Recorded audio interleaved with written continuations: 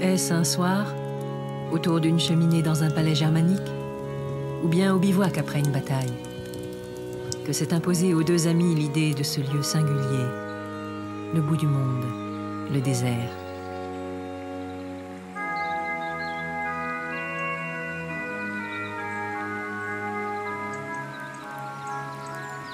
L'un, Benoît, le confident de Charlemagne, fondateur quelques années plus tôt du plus important monastère bénédictin d'Europe, Agnan.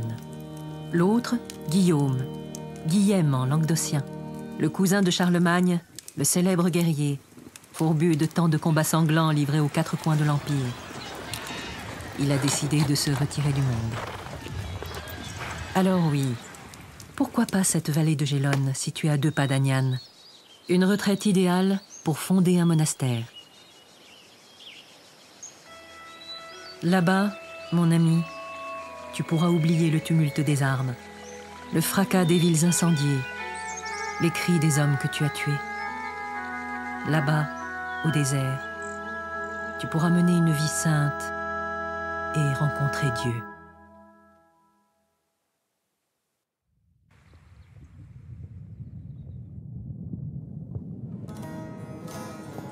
Le seigneur Guillem, qui traverse à gué les gorges de l'Hérault, n'est pas un pénitent ordinaire. 2 fois marié, père de nombreux enfants, homme de pouvoir. Venu d'Agnan, les moines instruits et dévoués ne manquent pas pour l'assister dans son projet. Et sa fortune lui permet de financer les premiers travaux. Le matériau de construction, du tuf, est extrait sur place, à quelques pas du chantier, sous le socle de la future abbaye.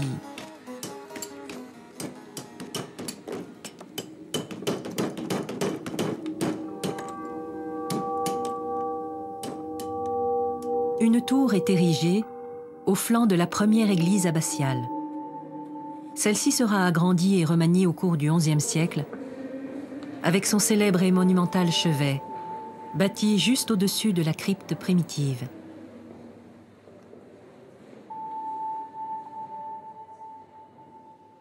Espace essentiel du monastère, voué à la déambulation, la méditation et la prière, le cloître est entrepris. Il évoluera constamment du XIe au XIVe siècle. Comme dans toute l'Europe à la même époque, les monastères sont de véritables centres de production économique, essentiellement agricoles, autour desquels s'organisent les territoires.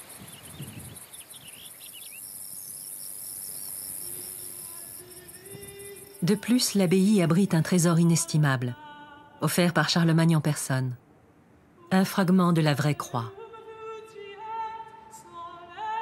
Une telle relique, associée au nom de Guillem, le guerrier mythique devenu saint homme, attire bientôt en foule fidèles et pèlerins, comme elle les attire encore de nos jours.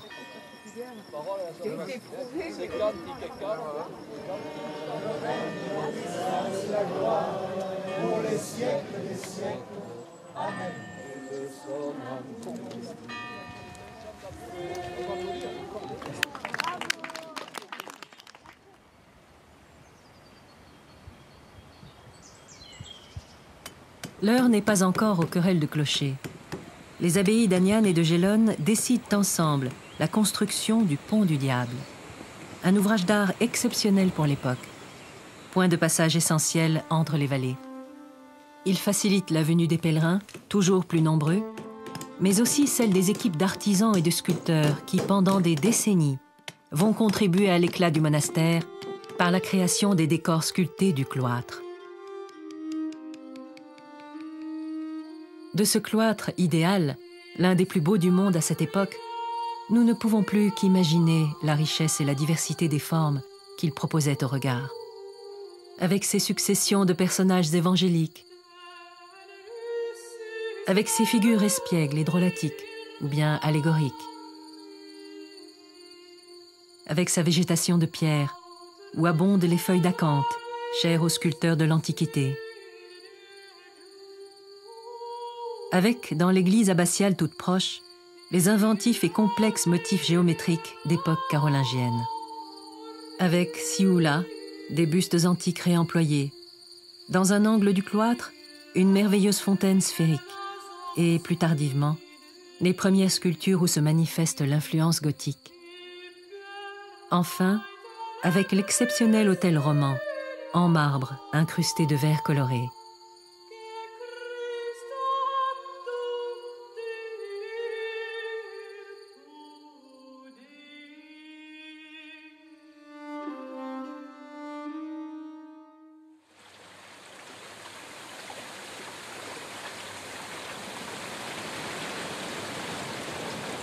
L'abbaye est prospère. Construction, acquisition et extension se poursuivent. Moulins, chapelles, oliveraies. À l'abbaye, une seconde galerie en étage est construite pour des commodités de circulation des moines lors de grands pèlerinages. Le seigneur Guillem, Saint Guillem, est mort depuis bien longtemps. Quelle trace garde-t-on de lui aujourd'hui? Une crypte où son sarcophage a reçu longtemps l'hommage de milliers de pèlerins? Un reliquaire rempli de quelques ossements? Un coin de cellule qui l'occupa, pense-t-on? Mais au Moyen-Âge, sa légende n'a cessé de s'agrémenter de nouveaux chapitres et de nouveaux noms. Guillaume Fierbras, Guillaume Cournet ou Guillaume d'Orange, en souvenir d'un siège victorieux auquel il n'a pourtant jamais participé. L'Europe des XVe et XVIe siècles connaît une période de déclin spirituel, aggravée par les grandes épidémies. La nomination des abbés s'effectue désormais sur des critères honorifiques ou politiques. Les monastères sont dirigés de loin, par des personnalités qui en touchent des revenus mais n'y résident pas et ne participent plus à leur vie spirituelle. Les vocations de moines diminuent. À la même époque, venues du nord de l'Europe, les idées réformatrices de Martin Luther, radicalisées par Jean Calvin, enflamment les esprits. Des protestants méridionaux en armes arrivent dans la vallée, hostiles à l'Église de Rome, à la représentation des saints et à la vénération des reliques. À Agnan, ils détruisent presque entièrement le monastère fondé par Benoît. À Saint-Guillem-le-Désert, où les moines ont pris la fuite, ils ne passent que quelques jours.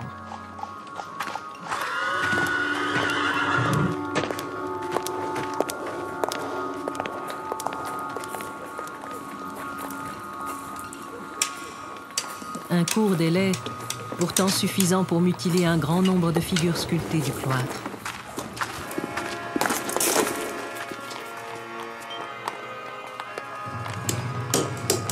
Et pour ouvrir et fracasser les sarcophages de marbre où, croyait-il, reposaient les restes de Guillem et ceux de ses sœurs, Alban et Bertrane.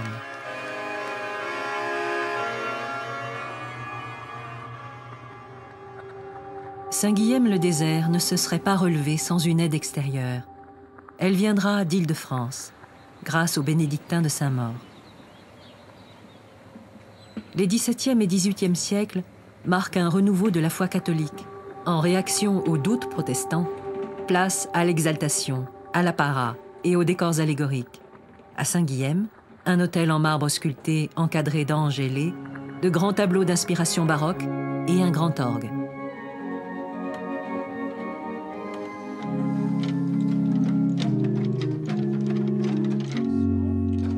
De nouveaux bâtiments d'habitation sont construits, dans l'espoir d'une relance des vocations monastiques. Très érudits, les mauristes rassemblent une précieuse documentation sur le patrimoine religieux du royaume de France, comprenant notamment des relevés, comme ce plan de Saint-Guillem, dont même le nom du dessinateur nous est connu, frère Robert Plouvier.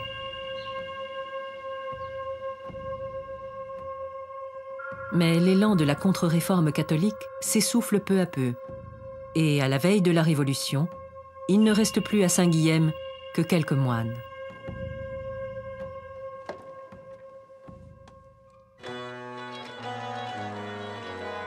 Pour faire face à la banqueroute de l'État, la jeune assemblée constituante nationalise les biens du clergé. On expulse les moines, on met en vente les monuments religieux. À Saint-Guillem, les villageois réclament et obtiennent que l'abbatiale devienne leur église paroissiale, ce qui la sauve. On parle aussi de détruire le grand orgue, mais l'organiste le protège, en ayant la bonne idée d'y jouer des airs patriotiques. En revanche, les espaces monastiques sont mis en vente, à la découpe, en parcelles. Un entrepreneur en maçonnerie rachète une partie du cloître. Belle réserve de pierres finement taillées, faciles à démonter pour d'autres chantiers de construction, dans le village ou ailleurs. Le cloître est ainsi dépecé, segment par segment. En prime, le maçon offre, dit-on, à ses bons clients, des fragments de sculpture. Curiosités d'une époque révolue qui prennent place au coin d'un feu ou en ornement de façade dans les villages environnants, où l'on peut encore les reconnaître aujourd'hui.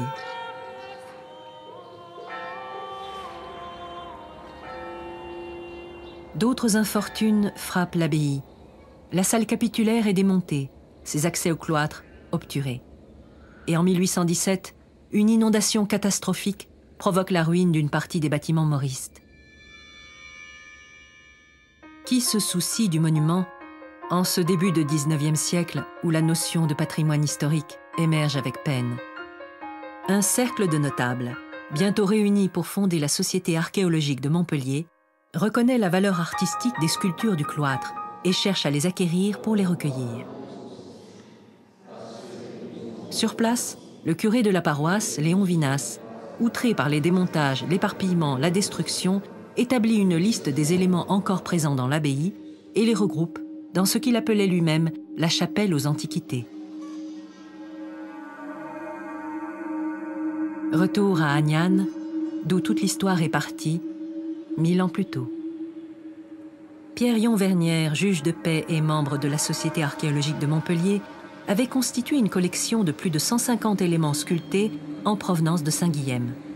Il les dispose dans son jardin, selon la mode romantique en vogue à l'époque. Certains jours, un public d'amateurs est invité à le visiter. 30 ans après sa mort, son fils met la collection en vente au lieu de la céder à la Société archéologique.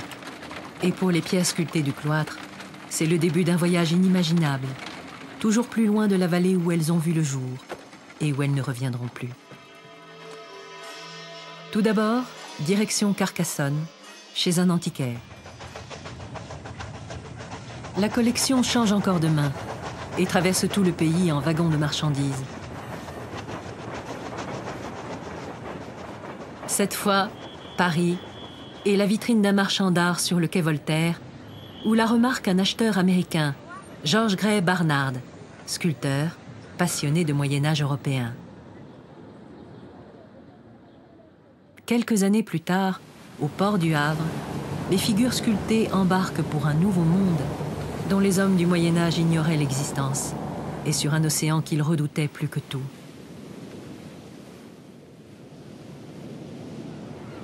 Débarquées sans encombre à New York, elles rejoignent d'autres lots provenant de plusieurs abbayes françaises et espagnoles. Sur Washington Avenue, Gray Barnard installe dans son atelier le premier musée gothique d'Amérique, The Cloisters, les cloîtres. Il y dispose les pièces selon son goût. L'exposition remporte un immense succès.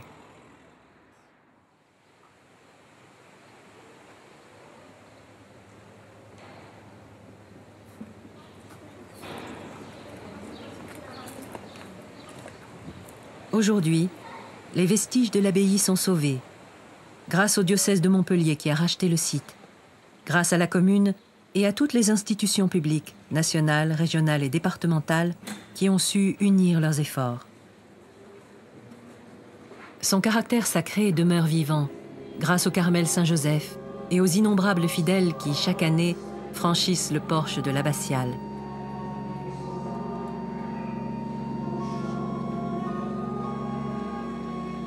Restent les questions qui intéressent les archéologues, les historiens et les architectes. Comment retracer les visages successifs de l'abbaye tout au long de cette histoire singulière à laquelle chaque époque a apporté de nouveaux rebondissements? Au Centre national de la recherche scientifique, les outils numériques ont permis de répondre partiellement à cette énigme. Les décorations sculptées posent les problèmes les plus ardus et les plus passionnants, puisque quantité de pièces de ce puzzle sont perdues ou bien éparpillées sur plusieurs continents. Alors il faut prendre le scanner laser 3D, procéder au relevé du cloître dans son état actuel et le confronter aux rares documents anciens. Puis emmener le scanner petit format en voyage partout où l'on a répertorié des éléments. À Montpellier, au musée languedocien, à Saint-Guilhem, au musée de l'Abbaye, et à New York, dans le nouveau musée des cloîtres. Et à partir des nuages de points dans l'espace, recomposer les objets virtuels en 3 dimensions. Indexer chaque élément pour les étudier un à un, en recherchant leurs liens avec d'autres pièces. Voilà, c'est ça.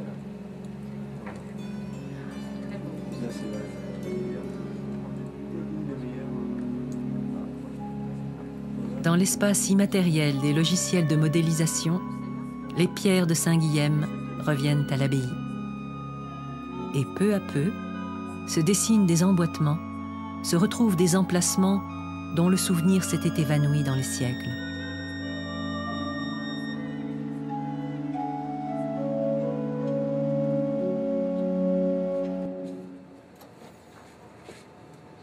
Et lorsque la surface plane de l'écran ne suffit plus aux chercheurs pour avancer, lorsque le puzzle a besoin de volume réel, ils impriment en 3 dimensions et à échelle réduite des répliques exactes des pierres sculptées et des blocs.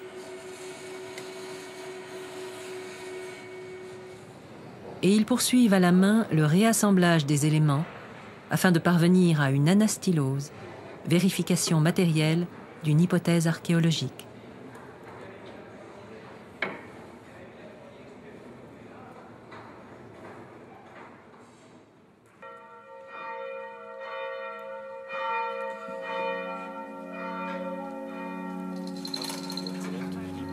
En liaison avec les chercheurs et les historiens, les artisans réalisent à leur tour l'anastylose, cette fois à échelle réelle, avec les éléments véridiques retrouvés sur le site. Juste quelques arches, parmi les dizaines qui sont perdues à jamais. Mais le cloître que l'on visite, l'abbatiale où l'on se recueille, ce réfectoire où les vestiges sculptés sont exposés, ne sont pas des lieux mélancoliques, attristés par l'absence de ce qui fut et qui n'est plus. Ils ont été les acteurs principaux d'une incroyable aventure qui court à travers les siècles et les continents, les voyages du cloître.